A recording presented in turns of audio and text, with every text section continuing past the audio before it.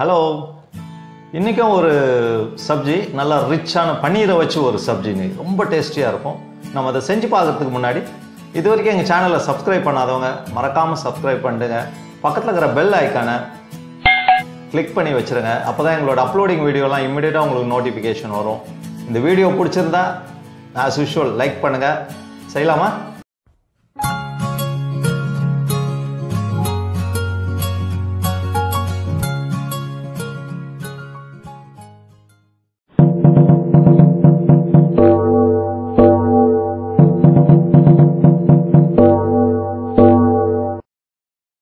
Paneer 200 grams, cashew nut 15, பாதாம் 6, இஞ்சி ஒரு துண்டு, பூண்டு 3 பல்லு, பச்சை மிளகாய் 2, வெங்காயம் 1, தயிர் 2 table spoon, white pepper powder 1 teaspoon, fresh cream 4 table spoon, ஜீரகம் 1 டீஸ்பூன், பட்டை 1 துண்டு, கிராம்பு 6, ஏலக்காய் 2, பிரியாணி இலை 1, butter 15 gram, kasuri methi 1 teaspoon, குங்குமப்பூ கொஞ்சம், ஆயில் 4 டேபிள் ஸ்பூன், உப்பு தேவையான அளவு. நவாபி பன்னீர் பண்ணுறதுக்கு ஒரு பேனை ரெடி பண்ணிக்கலாம்.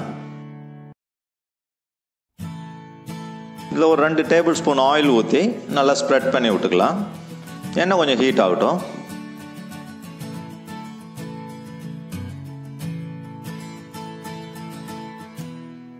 இப்போ ஒரு டீஸ்பூன் நான் ஜீரகம் போட்டிருக்கேன். இது கூடவே 2 ஏலக்காய், ஒரு 4 கிராம்பு அதையும் போட்டு லைட்டாக கொஞ்சம் அப்படி வதக்கி விட்டுட்டு இது கூடவே ஒரு 3 பல்லு பூண்டு வச்சுருக்கேன்.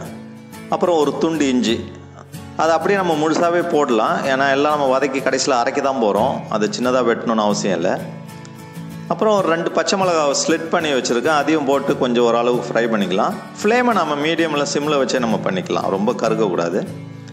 அப்புறம் ஒரு வெங்காயத்தை ரஃப்பாக கட் பண்ணி வச்சுருக்கேன். அதையும் போட்டு கொஞ்சம் சாட்டே பண்ணிக்கலாம். வெங்காயம் லைட்டாக டிரான்ஸ்பரண்ட் ஆனால் போதும். நான் ஒரு 6 பாதாம் பருப்பை தண்ணியில் ஊற வச்சுருக்கேன். அதை எடுத்து இந்த தோலெல்லாம் உரிச்சிட்டு அதை இதை போட்டுக்கலாம் வெங்காயத்தோட.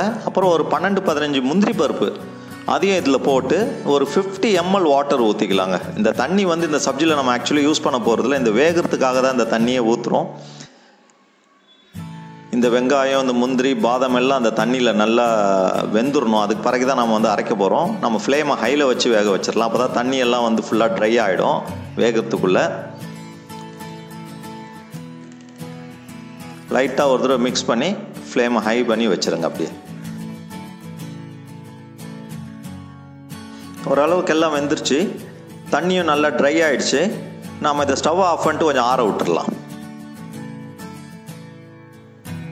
இப்போ நல்லா ஆறிடுச்சு. இதை ஒரு மிக்ஸி ஜாரில் போட்டு நல்ல ஒரு ஃபைன் பேஸ்ட்டை அரைச்சிக்கலாம். இது பேரே நவாபி பன்னீருங்க இந்த டிஷ்ஷு. இந்த பேர்லேயே உங்களுக்கு தெரிஞ்சிருக்கும் என்ன ரிச்னஸ் இருக்கும்ன்ட்டு. இனி போக போக பாருங்கள் என்னென்ன ஆட் பண்ண போகிறோன்ட்டு. இது ஒரு ராயல் டிஷ் இது, பட் ரொம்ப டேஸ்டியாக இருக்கும் இது. இப்போ அடுத்த ஸ்டேஜுக்கு போகலாம். அதே பேனையை கொஞ்சம் ஹீட் பண்ணிக்கலாம்.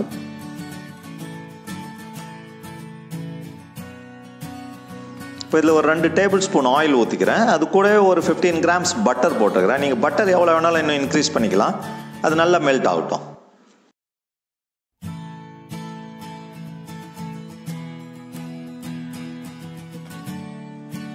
இப்போ நல்லா மெல்ட் ஆகிடுச்சு. இது கூட ஒரு பே லீஃபு, ஒரு சின்ன துண்டு பட்டை, ஒரு 2 கிராம்பு அதையும் போட்டு லைட்டாக நம்ம வதக்கிக்கலாம். இது கொஞ்சம் வதங்கின உடனே நம்ம ஏற்கனவே அரைச்சி வச்சுருக்கோம் பாருங்கள் அந்த பேஸ்ட்டு. நல்ல ஒரு ஃபைன் பேஸ்ட்டாக அரைச்சி வச்சு நம்ம இதை ஃப்ளேமை சிம்மில் வச்சுக்கலாம். இப்போ பாருங்கள் இந்த பேஸ்ட் எப்படி இருக்குது பாருங்கள், அவ்வளோ சூப்பராக இருக்குது, ஃபைனாக இருக்குது. இந்த பேஸ்ட்டை போட்டு இந்த பட்டரில் நம்ம நல்லா ஃப்ரை பண்ணாங்க. அது ஃப்ரை ஆக ஆக ஒரு ஸ்மெல் வரும் பாருங்கள். நான் சொன்னால் உங்களுக்கு புரியாது, நீங்கள் செஞ்சு பார்க்கணும் கண்டிப்பாக. அவ்வளோ நல்லா ஃப்ரை ஆகும். அது மேலே எண்ணெய் மிதக்கும். அந்த ஸ்டேஜ் வரைக்கும் நம்ம ஃப்ரை பண்ணிக்கலாம்.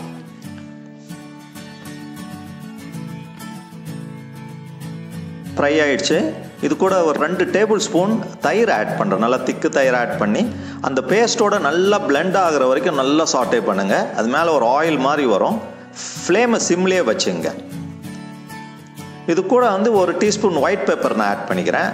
நான் எதுக்கு ஒயிட் பெப்பர்னால் அந்த கலரை மெயின்டைன் பண்ணுறதுக்காக நான் ஒயிட் பெப்பர் போடுறேன். நீங்கள் பிளாக் பெப்பருக்கு போட்டுக்கலாம், ஒன்றும் ப்ராப்ளம் இல்லை. வேறு எந்த காரமும் போட போகிறதில்ல. இதையும் போட்டு நல்லா மிக்ஸ் பண்ணி விட்டுங்க அந்த இதோட பேஸ்ட்டோட.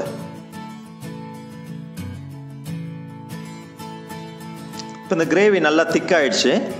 இப்போ இதில் ஒரு 4 டேபிள் ஸ்பூன் ஃப்ரெஷ் க்ரீம் ஊற்ற போகிறேன். இந்த ஃப்ரெஷ் க்ரீம் வந்து நான் வெளியே வாங்கலை, நான் வீட்லேயே செஞ்சது, ஹோம்மேடு. முன்னாடியே சொல்லியிருக்கேன்னு நினைக்கிறேன். இது நீங்கள் ஒரு ஃபுல் க்ரீம் மில்க் வாங்கி பாதிக்கு பாதி நல்லா சுண்டை விட்டு காய்ச்சிட்டிங்கன்னா அதுக்கு பிறகு அதை அப்படியே ஃப்ரிட்ஜில் வச்சு எடுத்திங்கன்னு வச்சிங்களேன், ஃப்ரெஷ் க்ரீம் அப்படியே உங்களுக்கு ரெடி ஆகிடும். இப்போ அதையும் போட்டு இந்த கிரேவியோடு நல்லா மிக்ஸ் பண்ணிக்கலாம். இந்த லோ ஹீட்லேயே அது வந்து வெந்துடும். இதுக்கு பிறகு தண்ணிக்கு பதிலாக நான் வந்து ஒரு 100 ml மில்க் ஊற்ற போகிறேன். அதுவும் நான் ஃபுல் க்ரீம் மில்க் தான் ஊற்றுறேன். இப்போ யோசித்து பாருங்கள், இந்த டிஷ்ஷோடைய ரிச்னஸ். இதில் தண்ணி நம்ம மிக்ஸ் பண்ணல, வெறும் பாதாம், முந்திரி, க்ரீமு, கர்ட் அண்ட் மில்க் தான். ரொம்ப டேஸ்டியாக இருக்குங்க. இதோடைய ஆரிஜின் வந்து முகல்ஸு. அந்த காலத்தில் இந்த முகலாய பீரியடில் நவாப்ஸ் ஃபேமிலியில் இந்த ராயல் கிச்சனில் செய்வாங்க போல. இது அவ்வளோ ஒரு டேஸ்டியாக இருக்கும். இந்த டேஸ்ட் எப்படி இருக்கும்னு நான் சொன்னால் வந்து அண்டர்ஸ்டாண்ட் பண்ணது ரொம்ப கஷ்டம். நீங்கள் அதை வந்து ரிலீஸ் பண்ணால் தான் உங்களுக்கு தெரியும். இது யாராவது கெஸ்ட் வந்தால் செய்யலாம், இல்லை நம்ம வீட்டில் நான் இம்பார்ட்டன்ட் ஃபங்க்ஷன்ஸ் இல்லை ஒரு சண்டேஸில் செஞ்சு கண்டிப்பாக ட்ரை பண்ணி பாருங்கள். அவ்வளோ டேஸ்டியாக இருக்கும். இது ஃபுல்லாகவே ஒயிட் கிரேவி. இதில் ஜஸ்ட் காரத்துக்காக நான் பெப்பர் மட்டும் போட்டிருக்கேன், ஒயிட் பெப்பர். இப்போ உங்களுக்கு தேவையான அளவு கொஞ்சம் சால்ட் ஆட் பண்ணிங்க இந்த கிரேவிக்கு ஏற்றபடி. இதில் மேக்ஸிமம் நம்ம ஃபுல்லாக அந்த ஃப்ரை பண்ணிக்கிட்டே இருக்கோம்ல, அதுதான் அதோடைய ஸ்பெஷாலிட்டியே. இதில் ஒரு 200 grams பன்னீர் நான் கியூபிக்கலாக வெட்டி வச்சுருக்கேன். அதையும் இதில் சேர்த்து கொஞ்சம் மிக்ஸ் பண்ணிக்கலாம்.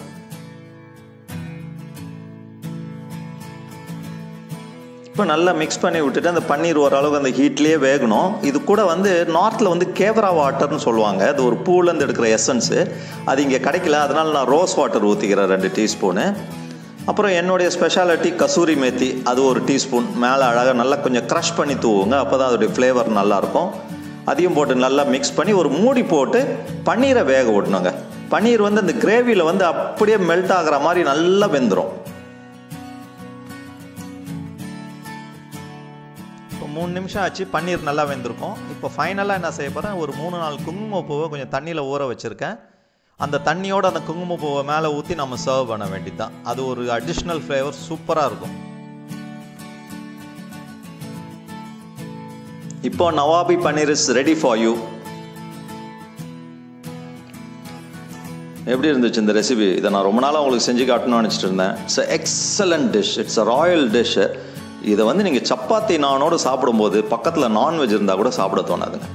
இந்த கிரேவியில் அந்த பன்னீரை சாப்பிடும்போது வாயில் போட்டோன்னா அப்படி கரைஞ்சி போயிடும். அவ்வளோ அழகாக மெல்ட் ஆகிற மாதிரி இருக்கும். சூப்பராக இருக்கும் இந்த டேஸ்ட்டு. இதை நீங்கள் செய்யும் போதே இதோட அரோமா, அந்த ஸ்மெல் இருக்குது தெரியுமா, அவ்வளோ எக்ஸ்ட்ராடினரியாக இருக்கும்.